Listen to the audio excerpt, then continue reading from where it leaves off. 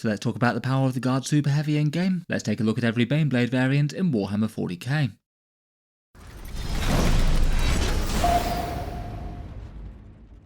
Hello and welcome back to Auspex Tactics, where today we're talking Astra Militarum, and in this video I thought we'd do a dedicated focus on the mighty Baneblade itself, talk about their lore and model briefly, and then go through the rules, points and rough damage output for each of the various different variants.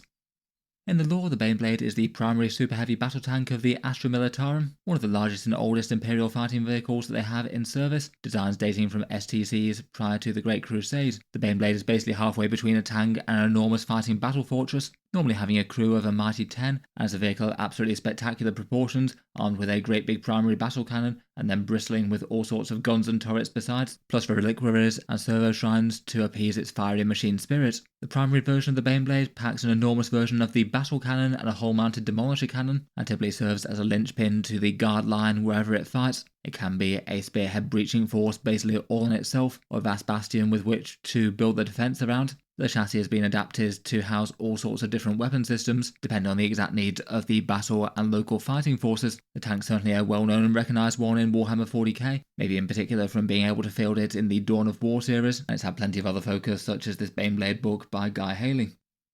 Model-wise, it's the biggest and most expensive Astra Militarum kit that you can get in plastic, £115, $185 or €150 from Games Workshop at the moment, so more than a combat patrol all on its own. Though at least compared with other Games Workshop models for the money, it does feel like you get quite a lot of plastic for that cost. The vehicle is kind of spectacular in proportions, and the points per dollar ratio isn't awful either, around about 2.5, which is better than the majority of things for the Guard. The model itself is a bit of a classic and is generally pretty well liked and received. I think they first came out with it in the 5th edition Apocalypse launch. The model itself is really modular indeed, 8 different variants that you can make from it, and certainly plenty of people like to try and magnetize it out so you can field the Octoblade, being able to trade out for any particular weapon system if it makes sense to. On the sides it has 2 sets of optional sponsons that I guess in 10th edition it just usually makes sense to field them regardless. It's maybe a slightly older Guard kit, though I think the appearance of it holds up really well. It might take a bit of time to paint up though if you want to highlight every single rivet, as the thing is covered with them. Here's the size comparison of the Baneblade versus other tanks in 40k. As you can see, towering over the Rogel Dawn and a vastly bigger footprint, never mind the Lehman Russ, and a pretty cool looking silhouette I think. Here are the variant cannons that you can field it with, many of which are hull mounted. It's just the Baneblade and Hellhammer that have these sort of top mounted turrets. As ever, if you're looking to pick up a Baneblade and save a bit of money versus Games Workshop, then feel free to check out the channel affiliate discounters linked down in the video description. There's Element Games in the UK for 15% off, Gap Games in Australia for 21%, Fenris Workshop in Canada for 10%, Wargame Portal in the USA for 15%, and Tash and Geldeep in Germany and the EU for 16%. A big thank you to anyone buying Warhammer things through them. If you do happen to pick stuff up, it does help to support Auspex Tactics videos. You can find them linked in the video description. Let's get into the rules though with a look at the datasheet. Here's the basic profile for Baneblade chassis tanks. I thought we could focus on the similarities for them before going on to all the differences. For the Codex variants outside of Legends, they're between 440 and 495 points depending on which one you go for. So either way, generally costing a fair bit more than a Questoris Knight, and to be honest most people do consider them a bit overcosted at the moment. The vehicle is a Titanic one but not towering, so it doesn't get the toe into cover and ignores the obscuring ruins rule type thing. They move 12 inches, so if their path is unobstructed they can go at least fairly quickly compared with other Guard tanks. They're not able to use move though. But in reality they're generally going to be a hard tank to manoeuvre around the board just due to that absolutely enormous footprint that they've got. If you're playing on a table that's got preset terrain then you might not necessarily have particularly good movement lines for them.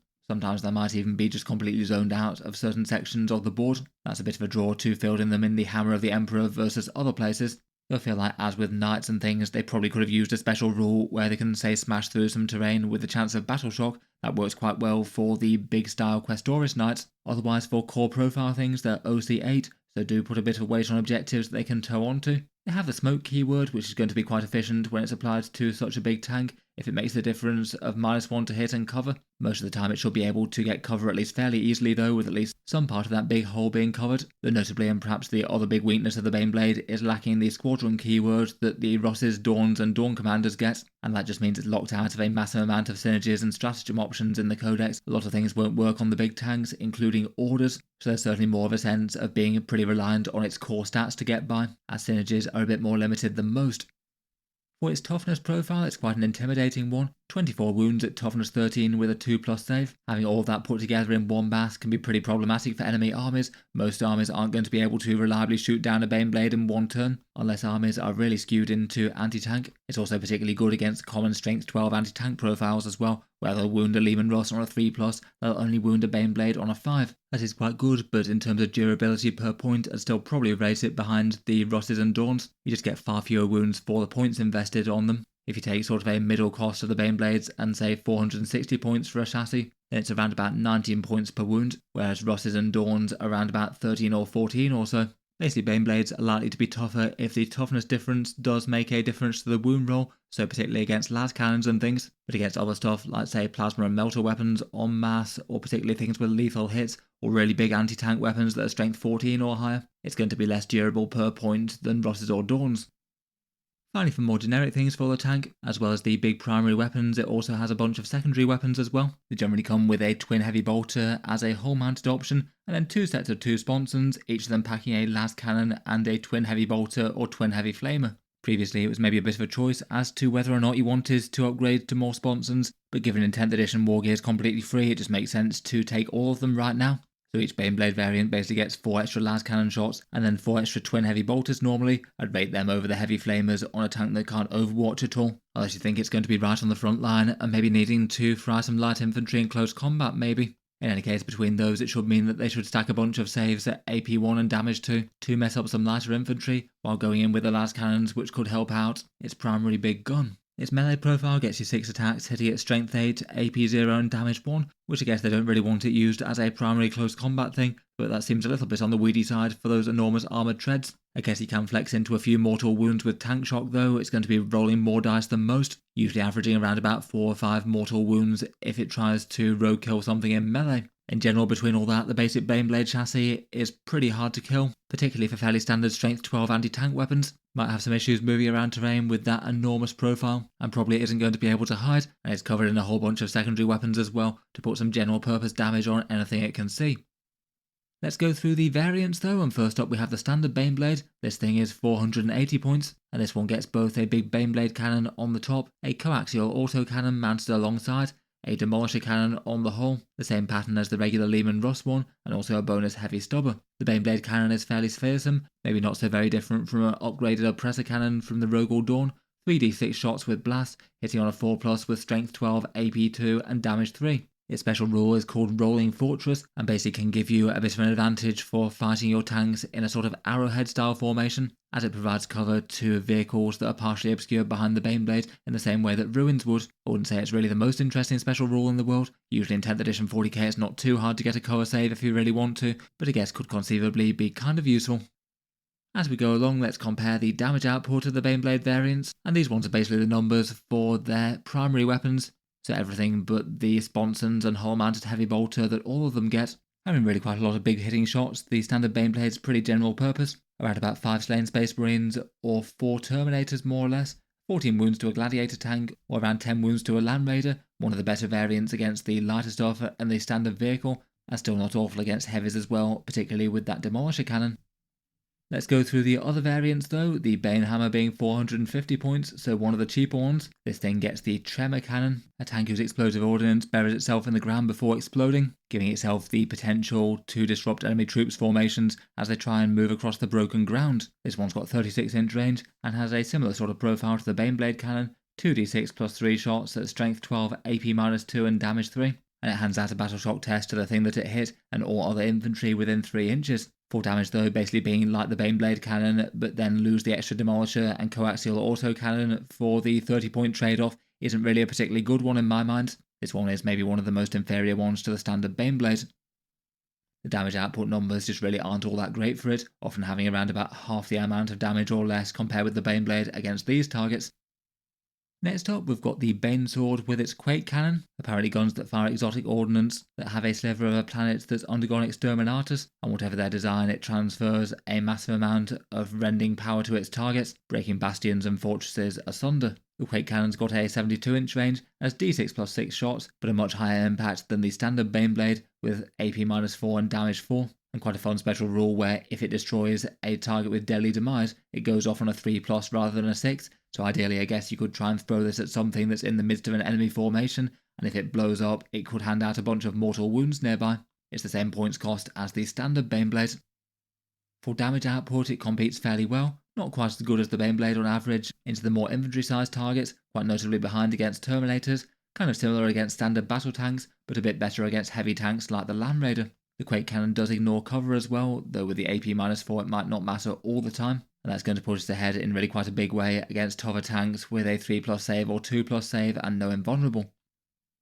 Next up, we've got the great big melter version of the Baneblade in the Doomhammer. This one packs a magma cannon, and this one's a melter weapon with d6 plus 3 shots at 24-inch range, strength 12, AP-4, and damage d6, and then if it shoots against a monster or vehicle, which it would ideally be doing anyway, it gets its melter rule within the full range of it. It doesn't have to be within half range, and that's quite a big deal as the melter rule is melter 6, so every damage that punches through an enemy vehicle or monster here will be d6 plus 6. Really quite scary stuff if it can close the distance. It's also one of the cheaper variants at 445 points. This one, as you'd expect, hits super hard against the tanks and vehicles. It should have a pretty reliably dead gladiator tank with an average of 21 wounds there. A command point reroll on the wound roll could be really big yield here. It's the best version so far against the Land Raider target as well, but quite significantly less powerful against Terminators or Intercessors. It's just not got many shots to destroy them. Next up, we've got the Hellhammer, the sort of close-range urban fighting version of the Baneblade, with the Hellhammer cannon basically being a bit like a big eradicator gun, able to blast enemies apart even if they're sheltering in trenches or behind barricades. It also gets the coaxial autocannon and the demolisher cannon as well on its hull, which is really quite a significant bonus, basically having another really big hitting primary weapon. The Hellhammer cannon itself gets you 46 shots at 30-inch range, all at strength 7, AP1 and damage 2 with ignores cover. So maybe an alright infantry and space marine killing profile there. It also has the advantage of not suffering the penalty to hit rolls for making ranged attacks when enemies are engagement range of it, and for a big tank like this that could be actually a very big deal as they'd be hitting on a 5+, maybe meaning that it could be a bit more on the front lines compared with some. For the points cost of it, it's 450, so again on the cheaper side of the variant list. For the damage output, it's definitely skewed towards hunting lighter infantry as opposed to heavy things. For these targets, it more or less equals the Baneblade against Intercessors, though given that its main gun ignores cover, it's probably going to have the advantage overall there. And with its demolisher cannon, that keeps it alright against Terminator or tank targets, still in general a bit behind the Baneblade for those numbers for the extra 30 points or so. The strength 7 and AP1 profile is definitely less impressive against big heavy tanks though. Next up, we've got the Mighty Shadowsword, again one of the cheaper variants at 440 points, and this one packs the enormous great big tank hunting volcano cannon, a massive 96-inch range, D3 plus 1 shots, so not very many there. It hits on 4+, though if it remains stationary, it gets the heavy keyword, so can hit on a 3+ potentially, and those shots will usually be wounding on 2s at strength 24, AP-5, and a cool flat damage 12. Meaning there's a pretty reasonable chance that you could just one-shot battle tanks here, and if you roll hot, could even take down super heavies in one single round of firepower. When the volcano cannon shoots against monsters and vehicles as well, it also has devastating wounds, so just a small chance to punch straight through invulnerable saves as well. For its damage output, that kind of makes it very similar to the Lehman Russ Vanquisher, very bad for the cost against things like Intercessors or Terminators, though absolutely terrifying for enemy tanks or super heavies. Its numbers are still very slightly behind the Doomhammer against Gladiator equivalent tanks with strength 10 and save 3+, but it's basically the best on the list against Land Raider equivalent targets, the gun basically being entirely designed to take them out. It is going to be super swingy though between its D3 shots roll and whether or not it just gets unlucky with the hit rolls and wound rolls. Each chunk of damage comes in an increment of 12, so it's either going to be 0, 12 or 24 normally, and the enemy would have some hefty incentive to command point reroll if they've got some good invulnerable saves.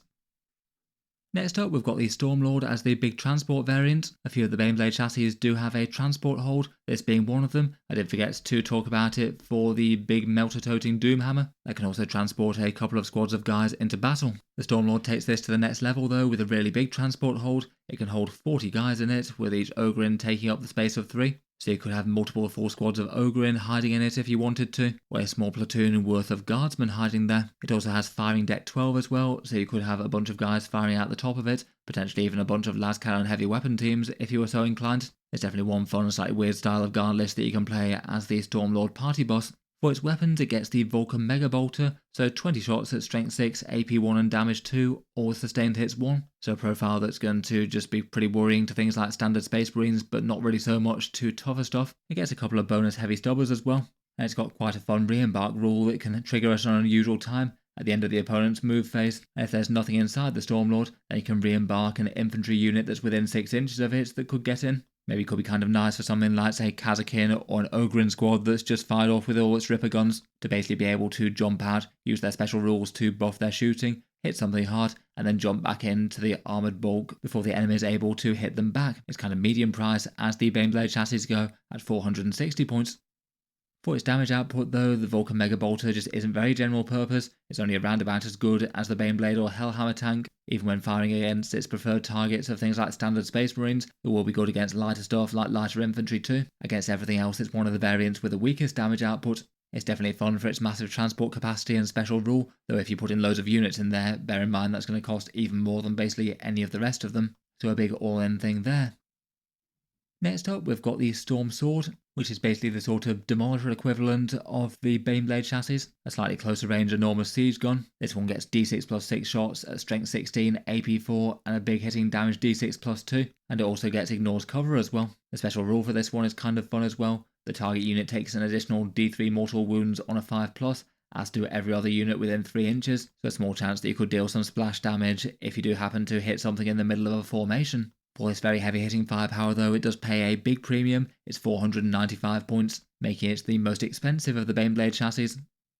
Just for its raw numbers though, it definitely holds its own with the others. Maybe a bit weaker against the Terminator style targets compared with most, just having a few attacks with massive AP that hits the invulnerable saves. It's one of the single best variants against things like the standard Gladiator tanks or the Land Raider style profiles, while not being quite as mono-purpose as the Shadowsword. As mentioned, it might have a small chance to get some mortal wounds on top of this as well. It's definitely more general purpose and a touch less swingy than the Shadowsword. We are paying a big premium for it, basically an extra 55 points versus that, so it does come with trade-offs. Finally, for the Baneblade chassis, there are a couple of Legends variants as well. The Stormblade is the version with the massive plasma gun, no longer in production from Games Workshop, and if you are playing with Legends rules, it's the cheapest variant currently at 415 points. The big plasma gun gets you d6 plus 3 shots, all at strength 10, AP 3 and damage 4. And if you manage to hit a unit that's within 24 inches, then you get to re-roll the hit rolls with that. As it goes, its damage output isn't standout, but isn't awful as well. Sort of slightly middling numbers against Intercessors, Terminators and Gladiators, but not so great against tough tanks it's wounding on a 5+. For this one I have assumed it's got the rerolls, though bear in mind that it's quite a lot cheaper than most of the tanks out there, significantly so versus the more expensive ones like the standard Baneblade or the Stormsword. Finally, for the other Legends option, there's the sort of solo auxiliary style Arcurian Stormhammer. This one basically gets a Baneblade cannon style turret and then a twin battle cannon to back it up rather than a demolisher, and then swaps out its usual side sponsons for say 6 las cannons, so going heavier on them but lighter on the heavy bolters, though there are other options. It gets the same special rule as the standard Baneblade and the same points cost. Again, I've looked at the primary weapons for this one, and again its numbers are fairly similar to the Baneblade for the sort of standard infantry style guns, but lacking the big d6 plus 3 demolisher shots. It's nowhere near as scary against things like the Gladiator tank or the Land Raider, so a little bit less general purpose. I would say probably fairly directly worse than the Baneblade, though I guess the swapping out of the side weapon armaments could be interesting. In any case, that's 10 versions of the Baneblade chassis, 8 of the ones from the regular Codex and then 2 within Legends, and just overall for a summary I'd say that they're a big focal damage and defense unit that some armies might find hard to destroy in one round. They're good against strength 12 shooting, will be easy to get cover with, and pretty efficient for any buffs that might apply to it, whether it's something like Smoke or say a Tech Priest. They'll get on well with Hammer of the Emperor with Smash Through Terrain. They definitely come with some big weaknesses though. As mentioned, lacking the squadron keyword prevents a whole bunch of synergies, and losing orders is kind of massive. The huge profile can make it hard to move around terrain, and particular dense tournament boards might be sort of unworkable for it, and its direct comparison to the Lehman Russes and Dawns just isn't really so great on a damage and defense sort of basis. For overall thoughts on variant damage output, it's not really quite as simple as this table due to points factors and their special rules, though I'd say for the majority of them in the Codex when they're only varying the points cost between 440 and 495, that's not actually a huge increase relative to the entire cost of the tank, only varying efficiency between around about 10% or so. So I did think about weighting all the numbers for that, but it doesn't actually make a huge difference in terms of what's most efficient against what targets. It just winds up being a bit of an efficiency advantage for defense and maybe comparing some of the very cheapest to the very most expensive. For damage output, I feel like they're generally going to have a better chance of making their points back in a big way if they're able to hit tough tanks and vehicles hard. And I feel like out of the variants, maybe the standard Baneblade still is one of the single most interesting ones. Good damage output both against elite infantry and can punch up against heavy tanks and vehicles too. Otherwise, the Banesword with its general purpose ignores cover fire is good, and the Doomhammer and Shadowsword and Stormsword are all nice if you want to take down armoured targets, as they're all more efficient than the Baneblade against those. The Stormsword is also not so bad against the armoured infantry targets, though it does pay a big premium for that privilege. Transport capacity could be a nice extra for say things like the Doomhammer, kinda depends on what you're doing with the rest of the army for that though. Otherwise, for Baneblade unit support, as mentioned, lacking orders is really quite a big deal given that that's the core faction mechanic. Previously, Lord Solar was able to order them, though the balanced data slate has stayed with him not being able to order things that aren't regiment or squadron. I did think that maybe this was a bit disappointing, given it wasn't exactly overpowered with the points cost and just general efficiency of them. In lieu of that, that means that the Tech Priest Engineer is the most efficient character to support them, but they can also use some guard fire support units rather well. And I guess for generic stratagems, as mentioned, both Tank Shock and Smoke can be really quite interesting. Tank Shock offering around about 4 to 5 mortal wounds, and Smoke being very efficient on such a big tough target. For the Engineer, he's currently 45 points, and he can give you a big 4+ invulnerable save and healing D3 wounds per turn to your vehicle. There is maybe a fairly reasonable chance that the invulnerable save won't always matter, particularly if you have cover, as that means that even AP3 things won't care about it and you'd be saving on a 4+ either way. But for the few big guns that really do matter a lot against it, it will be a big deal, and could maybe mean that command point rerolls are a bit more viable against, say, things with enormous damage D6+6 profiles. It's good against melter weapons and things hitting them in close combat as well. The wounds restored could pay off quite quickly if he's able to heal a tank a couple of times over the course of a game. As mentioned, they're worth around about 20 points or so per wounded Baneblade, so I think if you're fielding one of these, there's a pretty reasonable chance that this guy could be well worth his points overall. Otherwise, while the Guard don't have so many things that can directly apply buffs to the Baneblade tanks themselves, there's plenty of things that can debuff enemy units so they're easier to kill.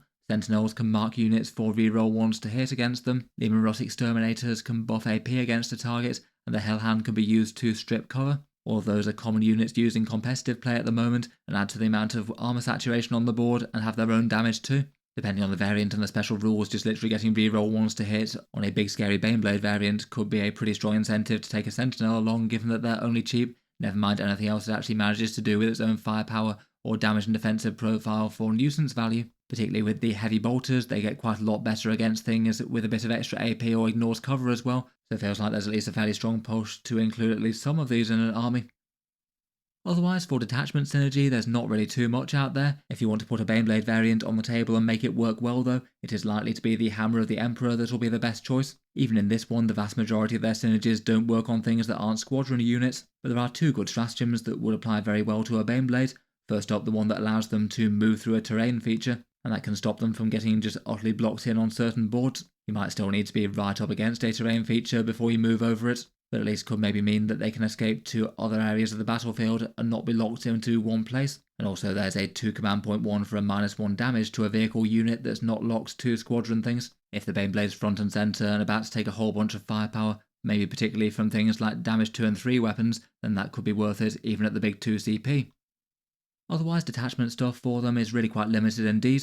The Siege Regiment could maybe give you stealth or expose enemy units with ignores cover, I suppose, but the rest of it generally focuses around infantry, and I guess the Mechanized Assault could help out with some of the transport variants with their combos, mainly just with the +1 to wound for disembarking units. I guess that could be pretty fun with things like Ogryns, which might not be able to fit in normal transports in big numbers. There's a few other fun movement tricks with things like re-embarks or having further threat range.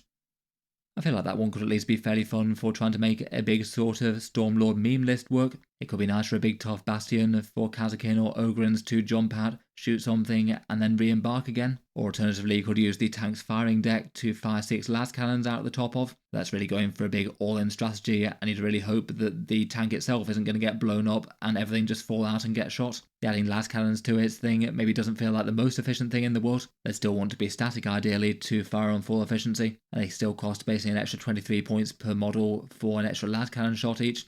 If you're putting 6 in there, then it'd be 590 points. I think of the two, I'd be far more inclined to use it with either Ogryns or Kazakin. It does perhaps feel like a bit more of a fun meme tactic that's good for casual games, more so than being ultra competitive. Kind of a shame that the Stormlord in itself has a pretty underwhelming profile with the Vulcanet Mega Bolter for being a big threat. Though I guess you could use one of the other transport variants like the Melter Doomhammer if you'd like to. You just lose the bigger transport capacity and the re-embark shenanigan. Overall, Baneblade variants at the moment maybe aren't really in the best spot for raw power in-game. At maybe a more casual level, they're still going to be big scary units that people might struggle to deal with if they don't have a whole bunch of anti-tank, but for their actual points cost they don't bring quite as much to the game as you'd get in just the same amount of Rogel Dawns and Lehman Rosses. Both of those have more efficient fire support, just full stop, but getting even more so with orders and then any other synergies that you might get from the squadron keyword, like the lethal hits from Combined Arms Regiment or helpful stratagem support from Hammer. That's certainly not going to stop people putting them on the table though. If you are trying to make one work in a list, I'd probably just go for the one of them rather than going for spamming them in some way, and use it as a big scary threat that the opponent might not be able to deal with in certain armies. They're probably going to have more success on battlefields that are a bit more open as opposed to really dense terrain ones, and you'd really have to think hard about where they deploy, paths to move up the board to keep them firing each and every turn, otherwise you'll be losing a whole load of value. But also having to think about other things like what units might be spotting for them with various special rules and making sure that the opponent doesn't move block them or lock them into close combat. Given their poor melee stat lines, that could be a really big problem for them, as it means they wouldn't be able to move any further this turn to gain other lines of sight, and more importantly, they'd be only able to hit things on a 5+, which is absolutely devastating for that many guns, unless they could get lucky and use their big amount of heavy bolters to clear away the infantry before they fire the rest. In any case, the game will be to keep them firing, keep them hitting big important targets in the enemy turn on turn, maybe buffed with a regimental engineer for defense and healing, and likely some combination of Sentinel, Hellhound and Exterminator to make their firepower go further. I think it would be nice if Games Workshop threw them a bone and tries to help them out a bit though. As mentioned, just to make them more playable on tighter tables, getting that Imperial Knight sort of smash through terrain type thing I think would be nice enough. Maybe just to represent that a lot of terrain pieces aren't going to stop a Baneblade if it wants to get past them. Even without synergies and things, lower points would definitely help them compete a lot better. There's definitely no reason there couldn't be a strong tank series in the Guard army on points alone. Though I guess if you did want to give them a few more synergies, you could give them the Squadron keyword, or give Lord Solar being able to order them. Squadron would allow a whole bunch more stratagems though. It seems that most of those stratagems were written without the Baneblade variants in mind, so I feel like that's unlikely. Having Lord Solar being able to give them orders would be nice though. As mentioned, I didn't really feel like the tank series was particularly overpowered or anything when he was able to, so it's definitely one option for keeping them interesting. In any case though, I look forward to hearing your thoughts on the Mighty Super Heavy of the Astra Militarum down in the comments. Have you tried putting them on the table in 10th edition or not? As mentioned at the start, if you'd like to help support the channel, then feel free to check out the discount retailers link down in the video description if you're picking up any 40k miniatures or other gaming supplies in the next few days. A big thank you to anyone choosing to use them.